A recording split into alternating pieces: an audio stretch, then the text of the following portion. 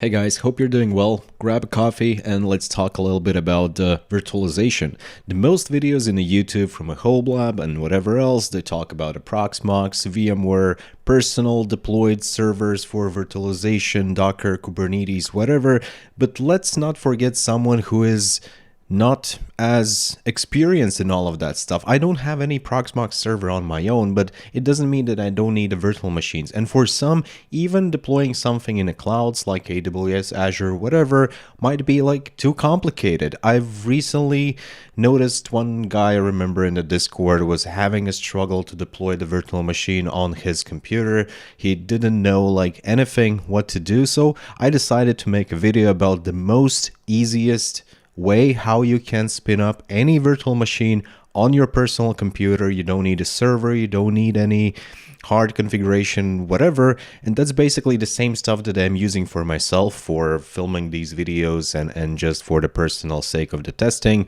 I'm sure most of you, if you're already experienced, also started with this, and it's pretty simple. I'm talking about the Oracle VM Virtualbox. It is just a small application that you install on a Windows, and as per my experience, usually if you need help in deploying virtual machines, whatever, you're probably using Windows. Well, I don't know, it might be a coincidence or it means something, but let's go on the screen. Like, the first thing that you need to do, assuming that you have a Windows, you definitely need to download Oracle VM VirtualBox.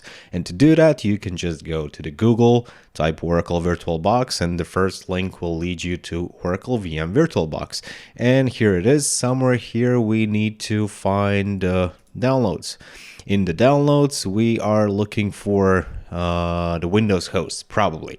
If you're running like on Mac or whatever, you can also download your version. For the Windows, you're looking for this one. You will get the executable file and just do the installation. It doesn't differ from any like whatever application that you might be installing on computer. Just literally a next, then finish. I already have Oracle Box on my computer, so I won't do the installation myself. I hope that it's clear for you. And whenever this is installed, well, apparently you will not have any virtual machines yet ready, and you need to prepare your computer, most likely, to be able to run these virtual machines. So it's very likely that whenever you will do the first time configuration, you will try to start a virtual machine and you will receive the error message. Most likely because your BIOS settings have virtualization turned off. I think that's a default thing that we have on our computers. At least that's also what happened for me. So I won't be able to film you the BIOS settings. OBS doesn't work in a BIOS. But yeah, I found a web page. So basically what you need to do, there's method like how you can check whether your virtualization is turned on or off. But I would just suggest to start a virtual machine. If it breaks with some freaky error message that virtualization not enabled or whatever, then you know it's not there. Or you can just go to the BIOS and double check yourself. How to check it? Restart your computer, slam all the keyboard and try to find it's either F12 or Del button or whatever. You need to go in the BIOS. Each motherboard will have a different look on it, but essentially you're looking for some advanced settings and you're looking for something that has a virtualization, Hyper-V or something like that. You must have that enabled. So it's just one setting. You just click enter or space or arrow aside, whatever, from no or disable it, select like yes or enabled. Save the BIOS, restart the computer. You're ready to launch your first virtual machine. So now we need to decide like what kind of virtual machine do you actually want to install. If you're running on a Windows, I assume you want to install Linux machine, right? I don't see any reason why would you want to install additional Windows machine you can play on your own. But basically make a choice, whether it's Ubuntu, which probably is the most preferable in beginners. I don't know why, I don't personally like it. Might be Debian, CentOS, Rocky Linux, Alma Linux, whatever. There's a huge amount of distributions. You can even use the Kali Linux, which is very trending for the guys who are trying out Linux. But essentially what you need to do, again, you need to go to the Google. If let's say you've picked up that you want Ubuntu, then type Ubuntu, download, get Ubuntu download. Let's go here. And yeah, as you can see, there are two options. Ubuntu desktop. This will weight a lot more than Ubuntu server, just because it has a graphical user interface. So it has a screen as a Windows. But I don't know, maybe that's for you. For me, I always use the server, or some places it's also called as a minimal install, and it just gives you the CLI. So there's no visual interface, whatever. It's just a shell command line, black screen with white letters where you type in your commands. It will weight much less, but up to you. It doesn't matter at this stage. So choose the version which you want. You need to download it. When it's downloaded, you can proceed to the Oracle Virtualbox Manager. If you're here, apparently you don't have anything set up. You just select, okay, I want to create new, call it somehow. Let's say Ubuntu. As you can see, the type is Linux and the version is Ubuntu 64-bit. That changes automatically based on the name. Click next. Then you need to allocate how much resources you want to give your virtual machine. And just for the sake of testing, if you don't need to do any server deployment, whatever, 1 gig, well, I would preferably suggest to give like at least 2 gigs, but even 1 gig will be enough to just click around. Create a virtual hard drive, hard disk now. That's apparently what you want to do. If you don't have anything, VDI, VirtualBox disk image, that will be sufficient. Dynamically allocated or fixed size, well, we can go with a fixed size and say that, okay, for this virtual machine, I want to give 10 gigs of the disk drive. Click create. It will take a second or two, maybe 8, and it's created. Most of the time it takes just to actually allocate the disk space. Right now we have, as you can see, a new virtual machine here, Ubuntu, but it's clean, like there's nothing on it. It's just a shell of the virtual machine on which we don't have Ubuntu yet. And to have it, we need to do a couple of settings. So go to the settings tab. It's the right mouse click button, click settings. Then what do we need to do? Like system, advanced description, whatever. System remains the same. We need to, okay, let's do storage. So controller empty.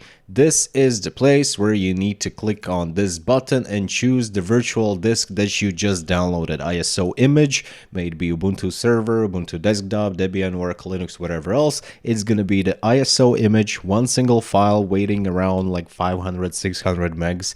Click on that, and it means that, well, basically you've inserted the CD drive in your virtual machine, and whenever the first time it will boot up, it will grab from the ISO and it will start the installation process of the Linux machine. So click here and then click OK. But first of all, before you start, we also need to prepare the network. If you will not do anything in the network configuration, then most likely you will either have a trouble of connecting to your virtual machine over SSH, or your virtual machine just will not have an access to the internet, which is most likely not the thing that you want to have. And to fix all of that, then in the file, click Host Network Manager. Here we need to create a host-only Ethernet adapter. So by default, there's going to be blank screen. You click Create.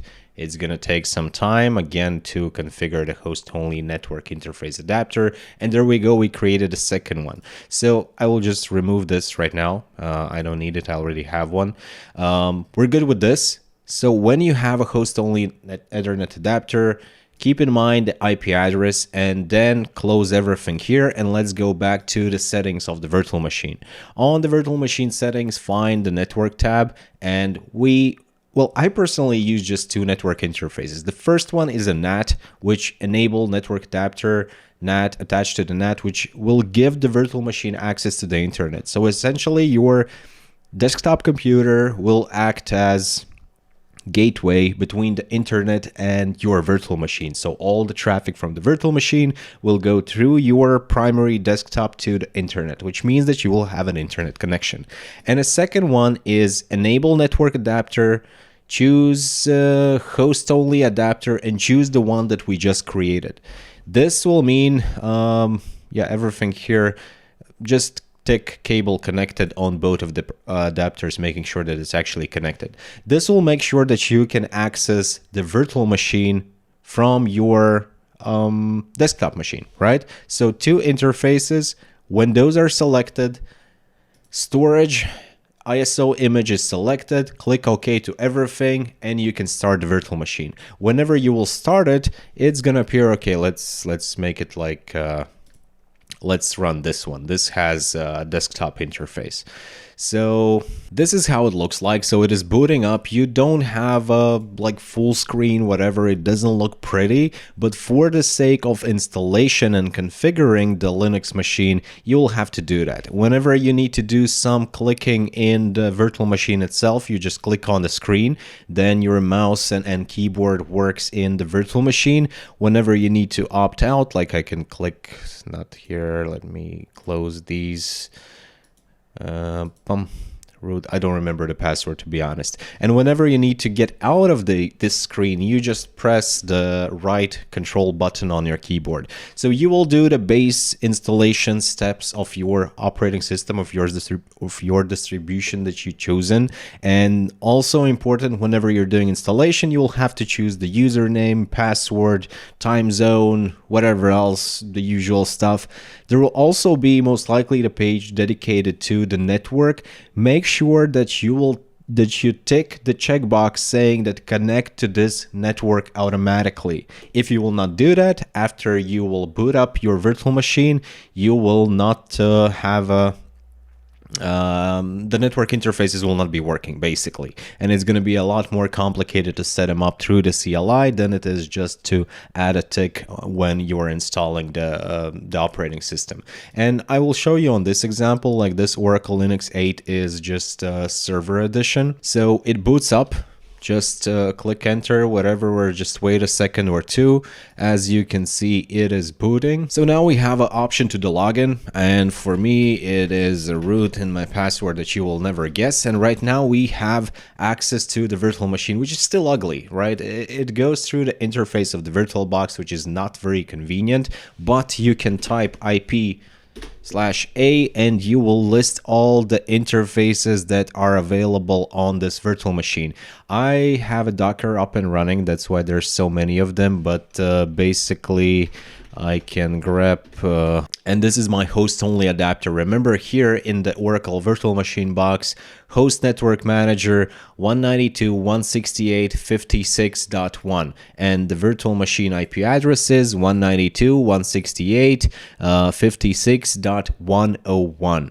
Don't worry, you will not DDoS me. This is the internal private address, and I don't care if you see it. It will not give you any benefit and no harm to me. So the IP address of this virtual machine is 192.168.56.101, which means that right now I can open any SSH,